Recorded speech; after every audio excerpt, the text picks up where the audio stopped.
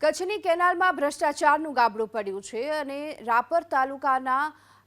કાનવેર ગામની આ ઘટના છે કાનપર ગામની ઘટના છે કે જ્યાં નર્મદા પેટા કેનાલમાં પાણી છોડાતાની સાથે જ આ મસ્ત મોટું ગાબડું પડ્યું।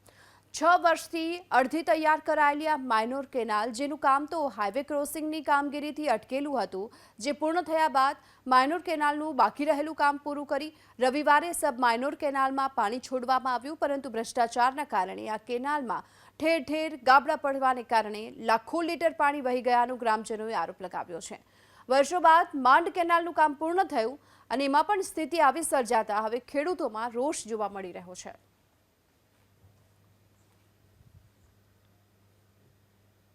કચ્છની કેનાલમાં ભ્રષ્ટાચારનું ગાબડું પડ્યું છે અને રાપર તાલુકાના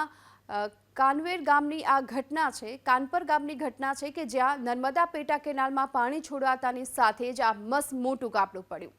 6 વર્ષથી અડધી તૈયાર કરાયેલી આ માઇનોર કેનાલ જેનું કામ તો હાઈવે ક્રોસિંગની કામગીરીથી અટકેલું હતું, જે પૂર્ણ થયા બાદ માઇનોર કેનાલનું બાકી રહેલું કામ પૂરું કરી રવિવારે સબ માઇનોર કેનાલમાં પાણી છોડવામાં આવ્યું, પરંતુ ભ્રષ્ટાચારના કારણે આ કેનાલમાં ઠેર ઠેર ગાબડા પડવાને કારણે લાખો લીટર પાણી વહી ગયાનું ગ્રામજનોએ આરોપ લગાવ્યો છે।